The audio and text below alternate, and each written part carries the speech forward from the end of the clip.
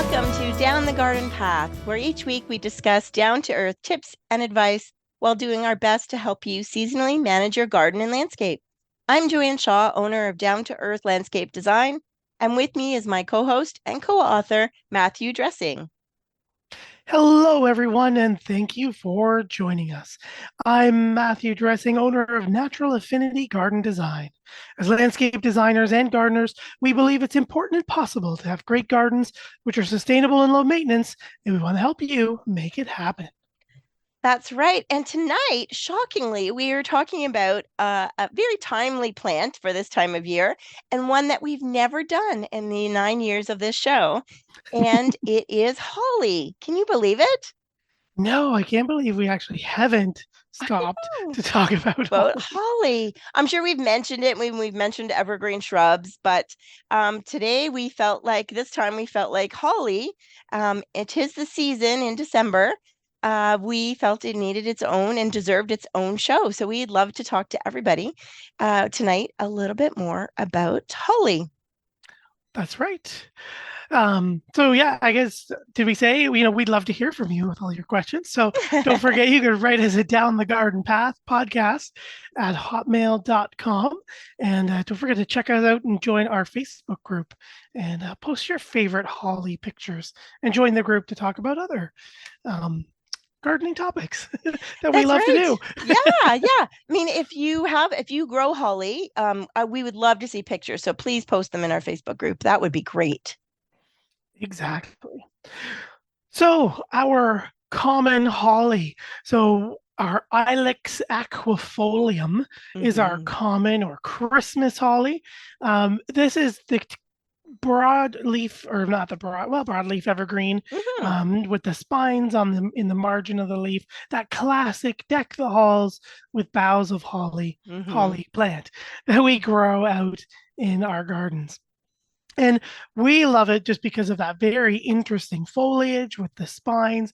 It is very prickly, but also that evergreen interest. And part of that evergreen interest is as well as those beautiful reddish or reddish orange berries that show up in late summer to early fall and persist well into those cooler months. That's right. And sometimes it can be um, tricky to grow. It and it needs, and I'm sure you're going to know the botanical name or the proper scientific name, but it needs a male and a female, Yes, it which is dioecious. dioecious. Okay, phew, right? Yes, Dioecious? meaning dioecious. Yes. Dioecious. Okay. Like you said, yeah. So there's a male plant, and all the flowers only have the male parts. Right. And then there's a female plant that has all the female parts. That's right. So often I've come across clients who have purchased one that had berries on it in the nursery, and they purchased their one plant that had berries on it in the nursery. And then in 2 years in their garden, it no longer has berries, and they think that they've done something wrong. And it's just that they needed to have a male. And one male is enough for many females in the garden. And the male doesn't have berries, so it can just be it's a and it often is kind of a smaller plant too, isn't it? Yes, it usually tends to be a little smaller, Hmm. but not by too much. Yeah, so depending on the species that you get or the cultivar, they'll range anywhere from you can get like 2 to 5 feet commonly, or some of the straight aquifoliums have been known, especially in more southern regions, to Hmm. grow up anywhere as of 20 feet tall Oh yeah. and Not. wider. But we won't see that in our gardens. Hmm. Yeah, yeah, Yeah, unless not in you're Ontario. using it for right a hedge or something like that in the south. Yes. Exactly, Yeah. exactly. Or you often, even in the nursery, you could see the tag and it says, Blue Boy Holly. And you think, great, I've always wanted holly. And you take it home, and with nobody knowing that, nobody there to explain to you that you need it is the male. So if you want berries, that you need the female. So I think it's an often a plant that people give up on because of that.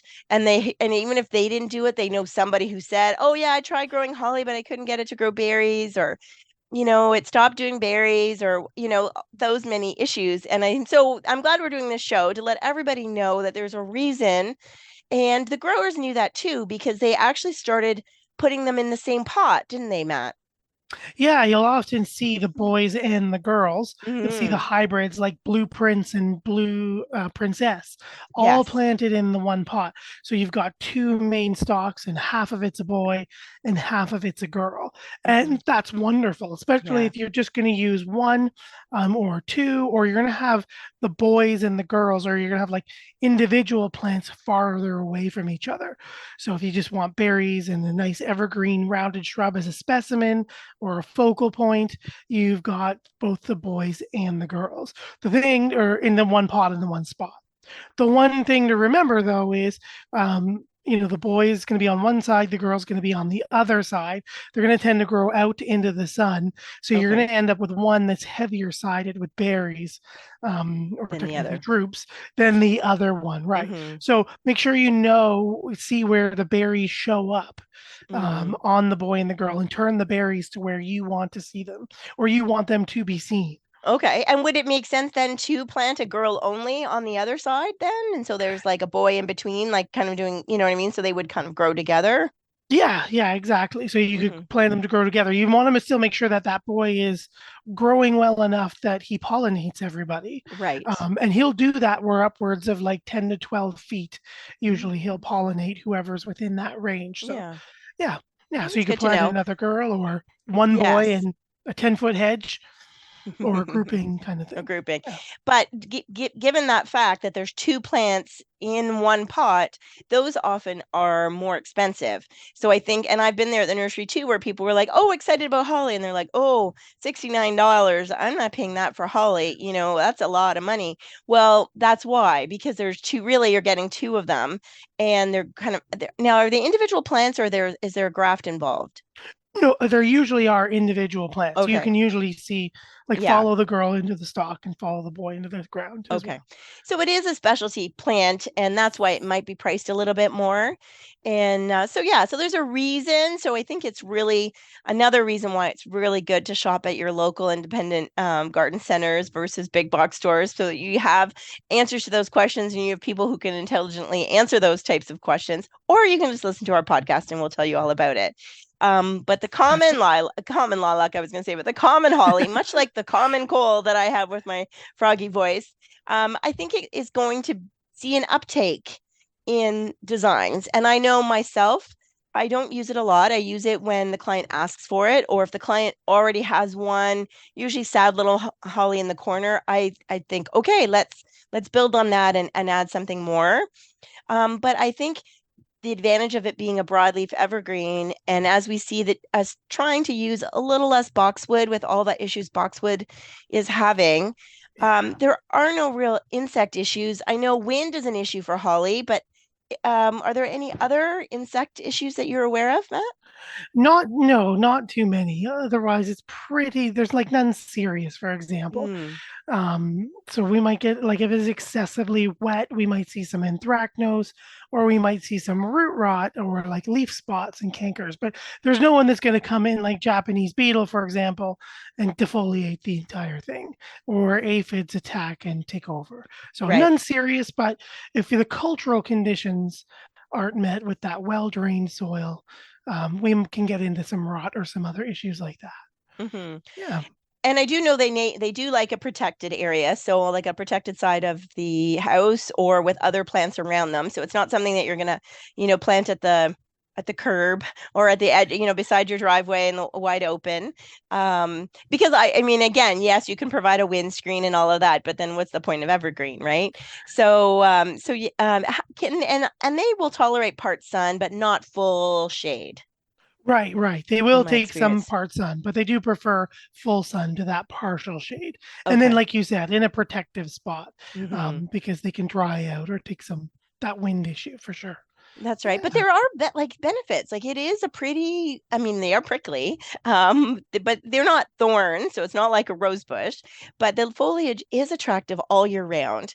And Yes. and that's kind of a winner because there's not a lot of plants. That's why people have gone so boxwood crazy, is because the foliage looks good year around. Why I love my yews, but you get the bonus of having the red berries. Yes, exactly. Which Hmm. attract a numerous species of birds and other mammals to the garden to encourage that biodiversity. And that life and that activity that we love to see in the garden.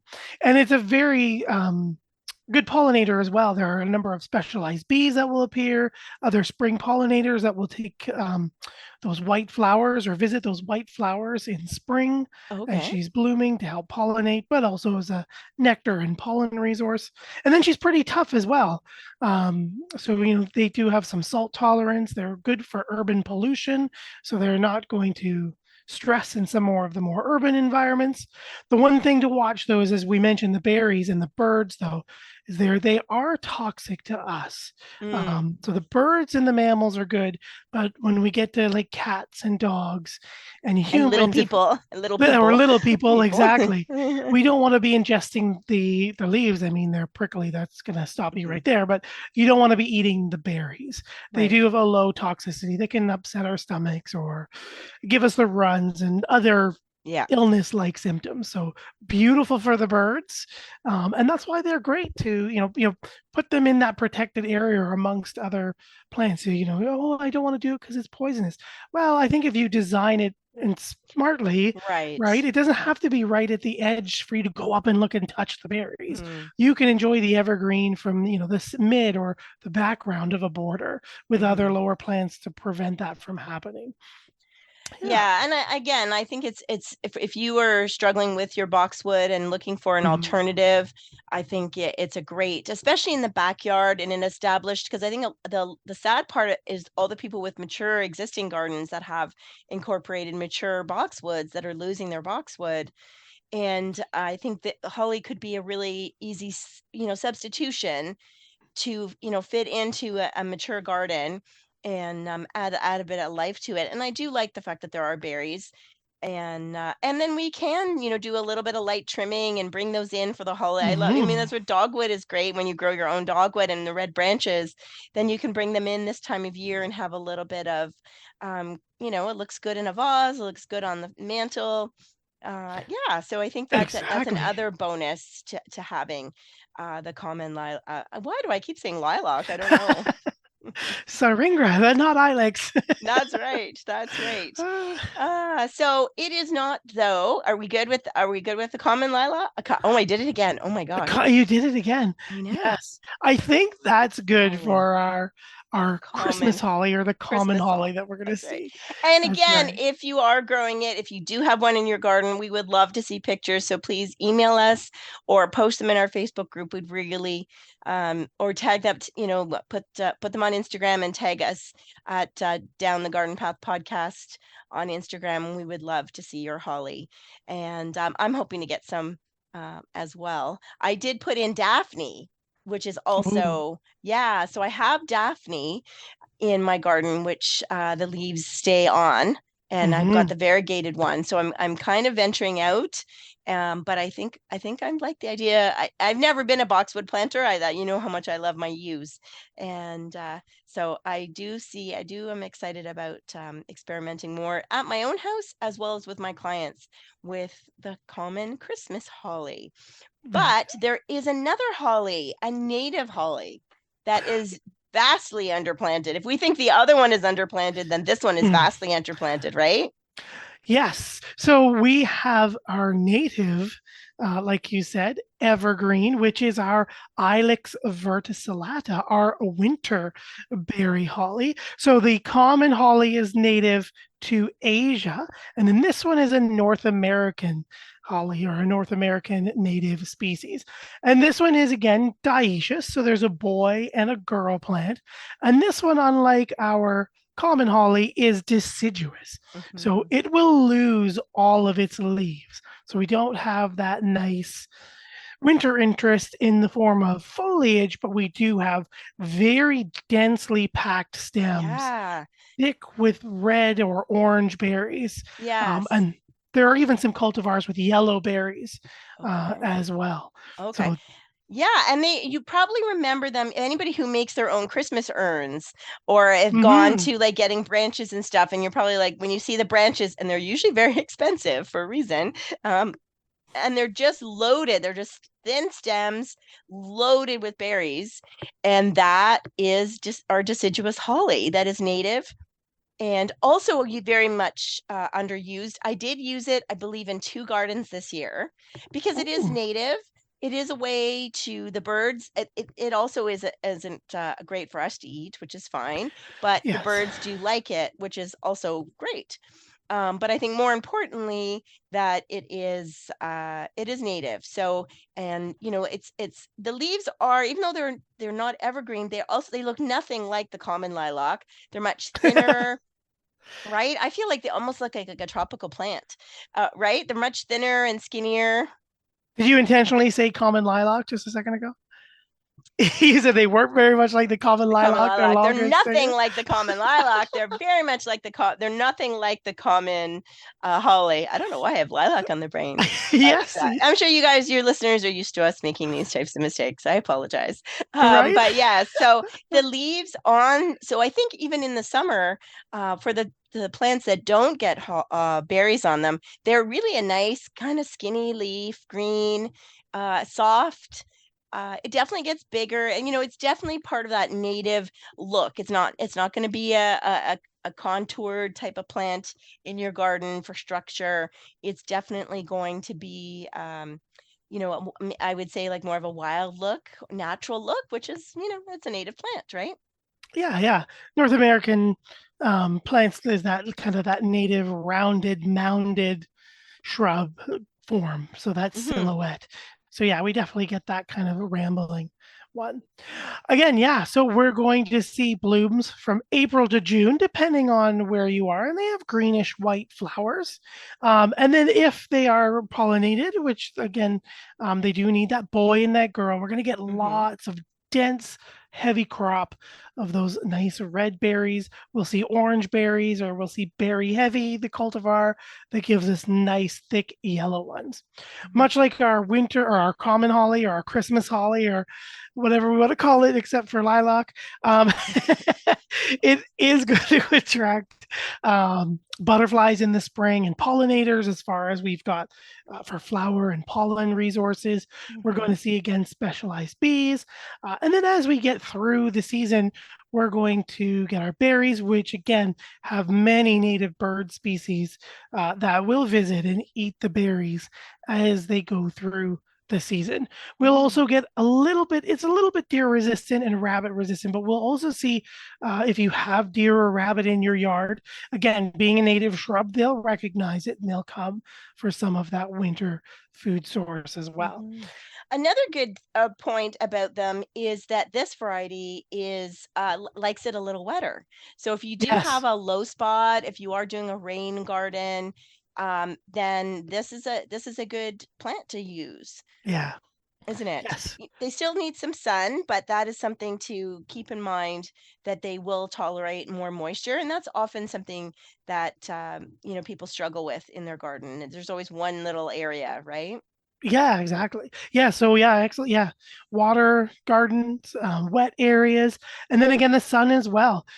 She'll take that full sun to full shade. She tolerates shade Oh, quite okay. well as well, and fairly soil adaptable. She's adaptable to our heavier clay, but does prefer a little bit more of a well drained loam as well. Mhm.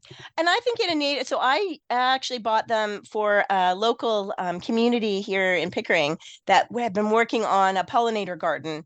And I felt Mm, like, the garden was very summer heavy, not a lot of fall, or a little bit of fall, in the sense that they're milkweed and gray coneflower and things, but no, nothing for winter. And so we actually bought a few of them to add, so that there would be, it would play a background role all season, but in the winter, when it's got the berries on it, that's when it would become a bit more of a showpiece. So I think if you are planning a native garden or a pollinator garden, it's not going to be the thing you're putting, even though you think, oh, red berries, I've got to put that up front. No, you're going to put it at the back, and you're going to put it at the end. It's mhm. kind of a background, a lot of green, which is lovely all season, and then have your summer perennials blooming in front of it. But then as those perennials die back, and you get, um, and they die back, then you get the berries that you get to start to see for the rest of the year. So I think, you know, as you're planning, and we hope we inspired you today to consider the common holly or the Winterberry holly in your garden. Is there anything else I'm missing, Matt? No, I don't think there is. There is one other species that you might see, the Oh, Ilex that's right. glabra, the inkberry, Mm-hmm. that is also evergreen. I like to use it, the male version, just for some spring flowers, but it's got small, very rounded leaves, Mm-hmm. but bigger than boxwood. So it gives you a nice evergreen. It might be an evergreen replacement for that, just the male with some Yeah, flowers. I think we're going to see media kind of posting it as, or kind of promoting it as, a bit of a replacement for boxwood, another one. Hmm. It is a little bit more similar in the sense that you could prune it and kind of shape it. Exactly, yeah. Um, and but it has, I've heard mixed things about its hardiness. So I put it this year as a test in an established backyard, very protected. I planted 5 of them around a water Hmm. feature. So this is kind of my test to see how it does. I like to test things out. So depending Yeah. on where you are in the world, we know our listeners are from everywhere. So you might be able to grow Ilex glabra, no problem. The inkberry holly. Now, do they have a berry, Matt? The female will have a berry, yes. Okay. And they will have a berry much like the other hollies. Okay, so Yeah. they do get red as well. Yeah. They'll get like a Okay. reddish or a reddish orange berry. That's Okay. right. Yeah, Oh, yeah. that's Yeah. interesting. I have the I'm just using the male because from what I've seen too, the boys tend to be more hardy than the girls. Mm-hmm. So because of that fruiting and all Yeah, the and I energy put there. Yeah, and I think that's all that has been available to us really from growers. I don't think I've seen, that's why I was shocked that it does have berries, because Yes. I think I guess I've only really seen the male, which is, but as our zones keep changing, who knows what's going to happen. But if, again, I want to give a shout out, because if you do grow it and you already have one in your garden that's doing great, we would love to see pictures. It always inspires us and inspires others. That's right. So we would love you to share that with us. And maybe we'll have to post our pictures as our plantings grow in and fill in and follow up with our experiment. For sure. Yeah, I'm looking forward to the spring and visiting the gardens that I put them in. And yeah, I am. Same. I put it one in a little bit more of it was um, kind of as like a protected, almost understory, southwest facing kind of situation. Oh, okay. But the rest of the yard gets some good wind. So it'll be interesting to see Mm. how they are. Yeah. And for the Winterberry holly, I can go and visit that garden, that pollinator garden, and just see how it Mm. turned out because I did buy 2 girls and 1 boy. And so I said to the ladies, like, doesn't matter where you put the boy, like the boy can go in the middle. It doesn't matter. Nobody's gonna, like, he doesn't have to be noticed, but we want the girls to be on the edge. So yeah, so I'll try to do a drive-by this week and see how and then the challenge there, especially when it's a public garden and because they are so showy and pretty, has somebody come along and just trimmed it Mhm. and taken the berries. Yeah. Yeah, but I will report back. There you go. So Hmm. definitely follow us at Down the Garden Path Podcast is our handle on our various social medias platforms, and then don't forget to find us on Facebook and join the group and share your pictures, etc. with it. We love to hear from all of our listeners. And that brings us to the end of an episode all about growing holly. So thank you for joining us here on this episode of Down the Garden Path. I'm Matthew Dressing here with my co host and co author, Joanne Shaw. Joanne and I enjoy hosting Down the Garden Path, bringing you interesting and relevant topics to help you achieve a great garden. We learn right along with you from our research and from the wonderful guests who join us on the show. Don't forget you can spend time with us down the garden path. Follow us on Instagram, Facebook, and YouTube. We know a lot of you are finding us on YouTube, right, Matt? That we're getting some Mhm. comments and we really appreciate it. So the handle is at Down the Garden Path Podcast. You can find us on your favorite podcast provider, of course. And while you're there, please hit that subscribe button so you'll be notified of new content. And don't forget to like, share, or leave us a comment. We always love hearing from our listeners, but it's always easier to write us at Down the Garden Path Podcast at hotmail.com or via our websites. You can find me at down to earth.ca. I almost forgot the name of my company, number 2, and Matt at naturalaffinity.ca. Thank you, everyone, for joining us down the garden path.